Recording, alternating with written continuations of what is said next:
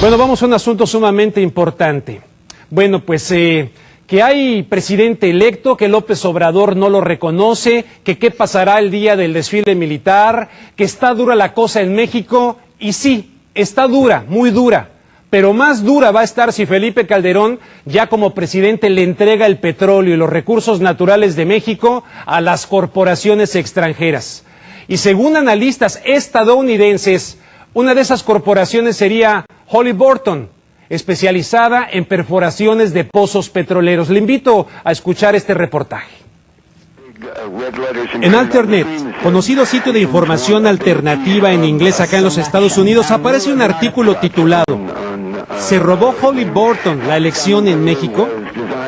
El autor, David DeGrow, asegura que Felipe Calderón va primero a privatizar el petróleo nacional mexicano y luego a transferir los recursos naturales del país a las grandes corporaciones extranjeras, y que todo esto coincide con que las compañías petroleras de los Estados Unidos han hecho el mayor descubrimiento de petróleo en el Golfo de México, calificado como el hallazgo de petróleo más grande en una generación. Curiosamente, ayer Andrés Manuel López Obrador convocó a sus seguidores en el Zócalo de la Ciudad de México candidato de la derecha no ganó a impedir que se sigan entregando los recursos naturales de México. En el programa nacional de radio y televisión, también acá en Estados Unidos, de la periodista Amy Goodman, fue entrevistado el crítico de la globalización, John Rose, quien aseguró que las transnacionales estadounidenses jugaron un papel muy importante en la elección mexicana, y destacó a la petrolera Halliburton porque, según Rose, esta empresa quiere una buena parte del pastel energético de México. Bueno, estaría entonces la empresa petrolera paraestatal, dicen Pemex, Petróleos Mexicanos, entre otras de recursos naturales en México, a la venta. Y Felipe Calderón sería el candidato designado de las corporaciones mundiales para justamente ejecutar esa venta.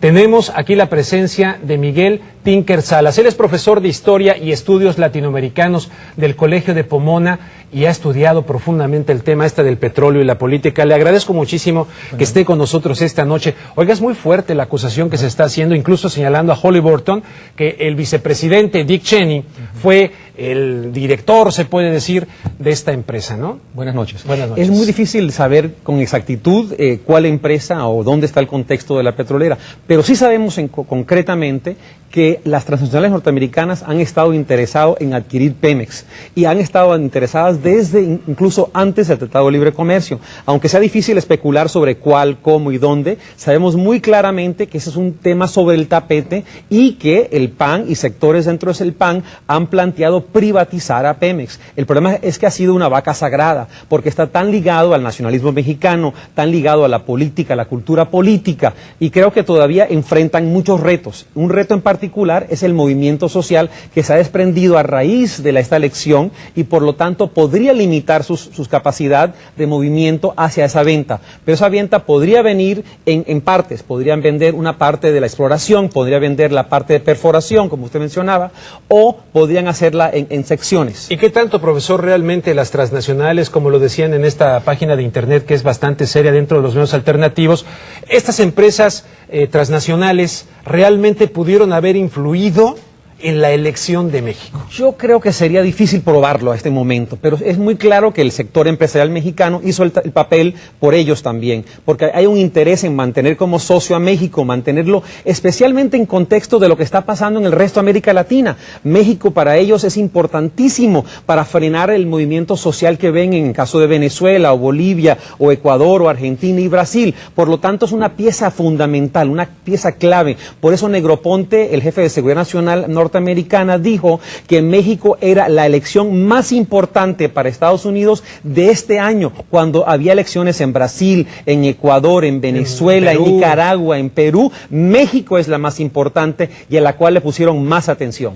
Bueno, pues yo le quiero preguntar también, ¿por qué México ha elevado enormemente su producción desde el Tratado de Libre Comercio, pero vemos que las reservas van para abajo? Si ve usted un gráfico que tienen sobre la producción petrolera en América Latina, verán que México aunque tiene reservas, este año se piensa que va a bajar fundamentalmente. Aquí está en pantalla, fundamentalmente va a bajar a comienzos del 2006 y va a bajar a 14% por año. O sea que aunque su producción ahorita está más elevada a Venezuela, a largo plazo Venezuela lo desplaza y producirá más petróleo. Y si se incluye dentro de las reservas venezolanas el crudo pesado, entonces Venezuela ya adquiere capacidad petrolera mayor que Arabia Saudita. Entonces ya comienza México a desplazarse como productor petrolero y como actor político, porque el petróleo es política y es fundamental para entender las relaciones entre Estados Unidos, México y el resto de América Latina. Oiga, y entonces a mí lo que francamente como mexicano me preocupa y me indignaría mucho, que Felipe Calderón saliera con la situación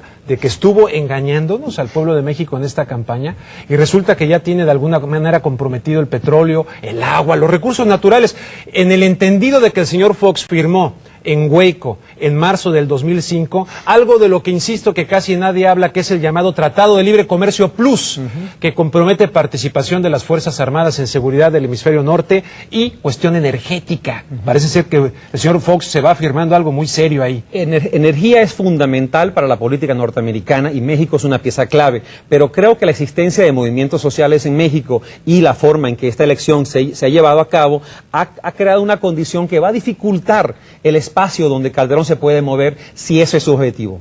Si ese es el objetivo, o sea, López Obrador estaría sirviendo como de muralla, de muro, pues, para que se consumara ese proyecto de entregar los recursos naturales. En cierta forma, este movimiento que se ha creado desde la fecha de la elección y que ahora vemos vinculado claramente hacia proteger o plantear un proyecto diferente de nación, va a dificultar el espacio donde va a operar Calderón. Profesor Tinker Salas, muchísimas gracias. Le agradezco mucho que haya estado con nosotros esta noche aquí en Contexto y a ver si coincide conmigo en esta reflexión del tema.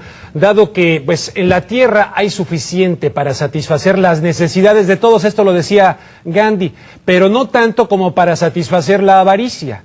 Y desgraciadamente la mayoría de nuestros políticos están movidos por la avaricia. A esos políticos les recuerdo humildemente acá desde Los Ángeles que la avaricia es un pozo sin fondo que termina avasallando a las personas hasta